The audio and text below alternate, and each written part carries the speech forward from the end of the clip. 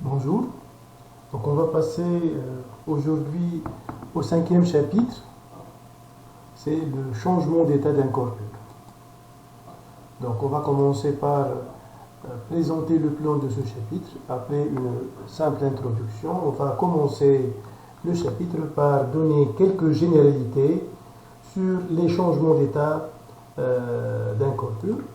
Ensuite, on va présenter un diagramme très important pour expliquer les changements d'état, c'est le diagramme d'état ou diagramme d'équilibre, pression en fonction de la température à l'équilibre. La troisième partie, c'est l'étude thermodynamique du changement d'état, c'était la partie fondamentale de ce chapitre. Et on finit par étudier spécifiquement l'équilibre liquide-vapeur. On commence tout d'abord par l'introduction. En fait, dans ce chapitre, on va faire une étude descriptive des changements d'état d'un corpus. Bien entendu, toujours on entend de ce mot-là, le changement d'état ou la transition de phase. On cite l'exemple rencontré dans la nature, surtout le cycle de l'eau. Et le changement d'état ici, donc aussi, il est rencontré dans l'industrie, dans la vie courante, surtout dans les applications des machines thermiques telles que les climatiseurs, les réfrigérateurs, les moteurs thermiques, etc. Donc il y a plusieurs propriétés à savoir sur ce phénomène-là. Alors on commence la première partie. C'est une étude des généralités, donc c'est une étude générale. Là, on va voir beaucoup de définitions sur les différents changements d'état d'un corpus. Et on commence tout d'abord par définir qu'est-ce qu'un corpus d'abord. En fait, un corpus, c'est un corps qui est formé par une seule espèce chimique. Donc, on peut trouver les corpus sous trois phases, la phase solide, liquide ou gazeuse. Donc, dont chaque phase possède ses propriétés qui la caractérisent. On trouve en fait des corpus qui sont simples et d'autres qui sont composés. Un corpus est simple s'il est formé par un seul élément chimique. Il peut être atomique ou moléculaire. Même la molécule, elle est formée d'un seul élément chimique. Par exemple, les gaz rares. C'est un gaz qui est monoatomique, composé d'un seul élément chimique. Le gaz de dioxygène, si on a du gaz de dioxygène qui est pur, donc c'est un corpus qui est simple parce qu'il est formé que de l'oxygène. Les corpus qui sont composés en général donc, sont des composés moléculaires, constitués par des molécules dont chaque molécule elle comporte plus qu'un élément chimique. Donc ça qu'est-ce qu'un corpus. Maintenant on va passer qu'est-ce qu'une phase. En fait une phase c'est un état là où le système il est en équilibre thermodynamique. C'est un état là où le système il est en équilibre thermodynamique et surtout, il faut que le système soit homogène. Homogène en termes de densité, homogène aussi en termes de pureté. En fait, un corpus peut exister donc, dans une seule phase, donc il est dit monophasé, par exemple un corpus à l'état solide. Donc on peut dire qu'il est monophasé ici. Comme on peut trouver alors lors d'un changement d'état que le corpus il existe sous deux phases en équilibre. On trouve par exemple l'eau à la température T est égale à 0 degré Celsius et à la pression atmosphérique. Quand on va préciser donc déjà les résultats d'une expérience, on va trouver qu'on peut trouver de la glace et de l'eau liquide en équilibre. Les deux coexistent. Donc ce cas-là, il s'agit d'un corps pur diphasé. Comme on peut trouver, mais ce troisième cas-là est très rare de le voir, il est plus sensible de le voir, c'est qu'on peut trouver parfois des corpus qui sont triphasés. C'est-à-dire que ce corps-là, il est en équilibre entre ces trois phases à la fois. Donc c'est-à-dire qu'on a coexistence de la phase solide, de la phase liquide et de la phase gazeuse du même corps. Maintenant, on va passer à introduire les différents changements d'état physico-chimiques. Tout d'abord, on va définir qu'est-ce qu'un changement d'état. En fait, un changement d'état ou une transition de phase, c'est une transformation isotherme et isobare. Il faut savoir ça, c'est une transformation particulière, isotherme et isobare, au cours de laquelle le corps pur va passer d'une phase à une autre phase. C'est-à-dire qu'il va passer de l'état solide à 100% solide vers la phase liquide. Par exemple, donc, à l'équilibre entre les deux phases, on a alors, donc, au passage de la phase liquide à la phase solide ou de la phase solide à la phase liquide, le corps il va exister sous les deux phases en même temps et c'est une transformation là où la température elle va garder la même valeur et la pression aussi. C'est pour cette raison que c'est une transformation isotherme et isobare. Donc voici les différents changements d'état possibles. Donc de l'état liquide à l'état gazeux, donc c'est une vaporisation, on sait ce mot technique-là. De l'état gazeux à l'état liquide, c'est une liquéfaction. De l'état liquide à l'état solide, c'est une solidification. De l'état solide à l'état liquide, c'est une fusion. On peut passer de la phase solide à la phase gazeuse. Et cette transformation, ou cette transition de phase s'appelle sublimation. Et depuis l'état gazeux à l'état solide, ce changement d'état s'appelle condensation. Et toutes ces transformations, comme j'ai dit, c'est une transformation, ce sont des transformations qui sont à la fois isothermes et isobares. On va passer maintenant à définir c'était quoi le diagramme d'état ou le diagramme d'équilibre. En fait, c'est un diagramme qui est purement expérimental, spécifique à chaque matière. Chaque corps pur possède son propre diagramme d'état ou diagramme de phase. En fait, on trace la pression en fonction de la température lors des changements d'état. Par exemple, quand on va passer de la phase solide à la phase gazeuse, on trace à chaque point ici la température d'équilibre lors du changement d'état en fonction de la pression d'équilibre. C'est-à-dire que chaque point ici correspond à un état d'équilibre. Par exemple, sous cette pression, on ne peut pas passer de l'état gazeux à l'état solide que sous cette température. Donc, pour chaque pression, on a une seule température de changement d'état ou température de transition de phase. Donc, c'est pas comme d'habitude. Quand, par exemple, je vous demande de me donner la température de changement d'état liquide, solide de l'eau. Automatiquement, vous me donnez la valeur, la température de ce changement d'état, c'est égal à 0 degré Celsius. Mais c'est faux. Ça, c'est un cas particulier. Ça, c'était à la pression atmosphérique. C'était à la pression atmosphérique qu'on peut passer de l'état liquide à l'état solide à 0 degré Celsius. Mais il y a beaucoup de températures de changement d'état. Donc tout dépend de la pression là où se produit ce changement d'état. Donc vous voyez ici dans ce diagramme-là trois courbes entre les domaines de prédominance des phases s'appellent les courbes de saturation ou courbes d'équilibre de changement d'état. Par exemple, ici, cette courbe 1, c'est une courbe entre les deux phases solide et gaz. Elle correspond à la courbe de saturation de condensation ou de sublimation.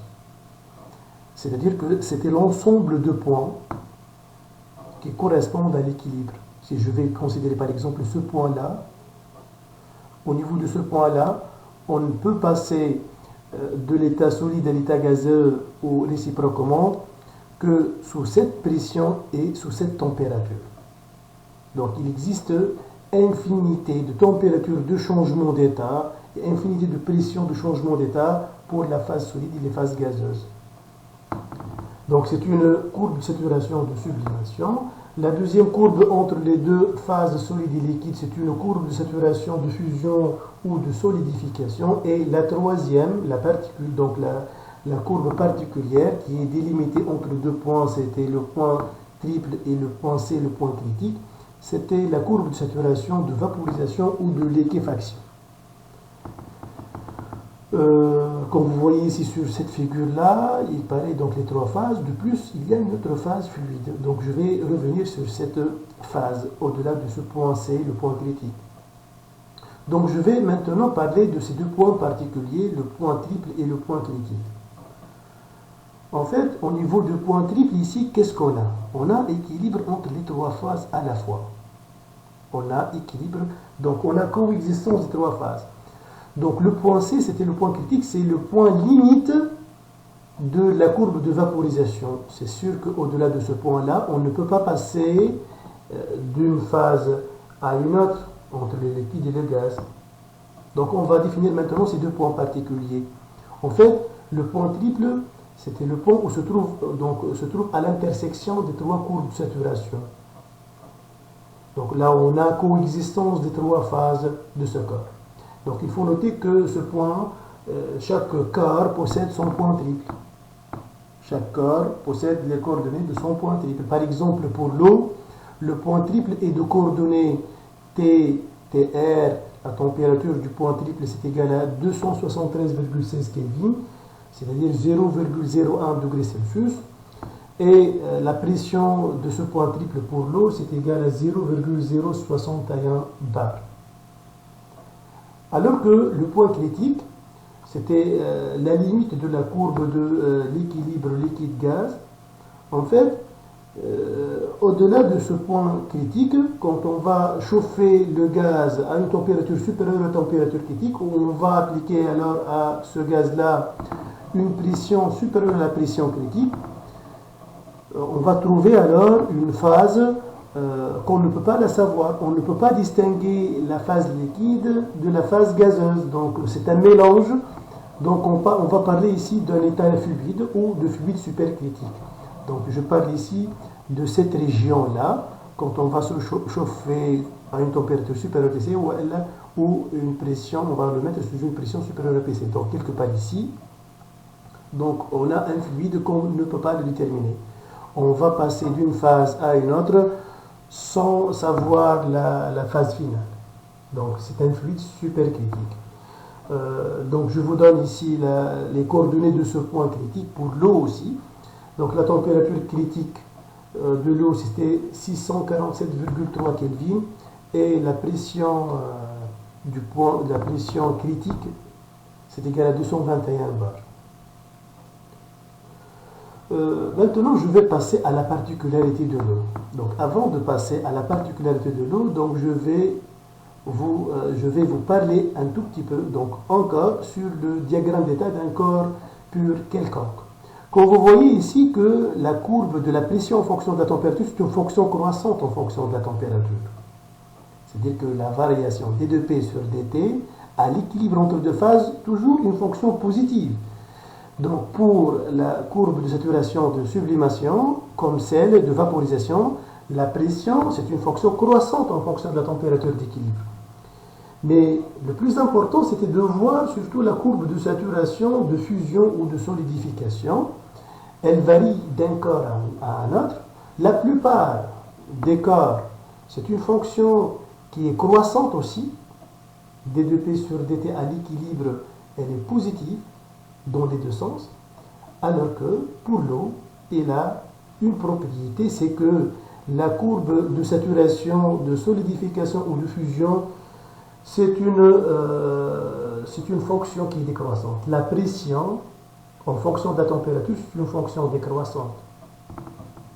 Cette particularité est due au fait que, on va le voir ça par le calcul, on va le démontrer, on va voir que pour l'eau, particulièrement et le bismuth, que la pente de cette courbe de solidification, c'est une pente négative.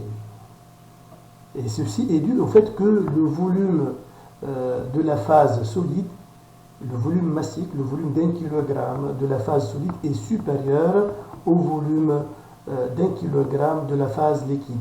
Et ceci est particulier pour l'eau. Les autres corps, toujours le volume de l'état liquide est supérieur à celui de la phase solide.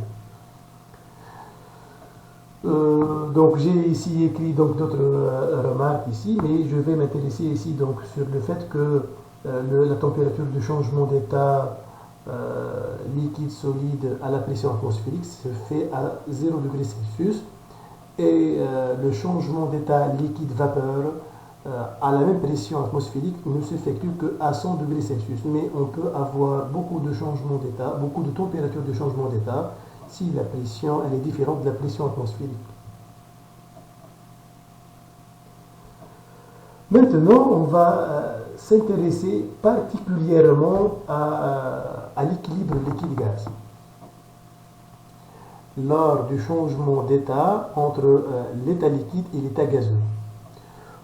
Comme on sait ça, donc c'est que la courbe de saturation, de vaporisation et de liquéfaction est bornée et délimitée par les deux points triples et critiques. En fait, il existe une infinitude de points là où on a équilibre entre les deux phases.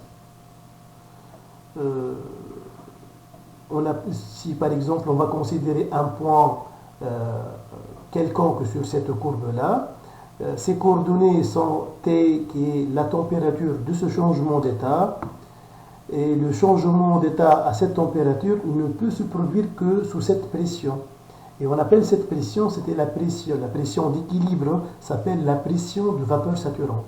Donc il faut retenir ça, que la pression d'équilibre entre les deux phases liquide-gaz s'appelle pression de vapeur saturante. Il faut noter que sous cette température, si la pression du corps est égale à la pression de vapeur saturante, on a équilibre. Donc on a alors les deux phases coexistent en même temps. Si la pression est supérieure, si la pression sous cette température est supérieure à la pression de vapeur saturante, elle est quelque part ici, donc on n'a que la phase liquide. Mais pour une pression inférieure à la pression de vapeur saturante, on est quelque part ici. Donc ici, on parle de vapeur sèche. Lorsque la pression est inférieure à la pression de vapeur saturante pour la même température, quelque part ici, on a ici une vapeur dite sèche. C'était l'état gazeux pur. Et lorsque la pression à cette température est supérieure à la pression de vapeur saturante, ici, on a un liquide qui est pur. Maintenant, quand on a deux corps, soit la même température, chacun possède sa pression de vapeur saturante. Lorsque la pression de vapeur saturante du corps 1 est supérieure à celle de la pression de vapeur saturante à la même température du deuxième corps, on peut dire que le corps 1 est plus volatile que le deuxième corps, c'est-à-dire qu'il s'évapore le premier quand on va les mélanger.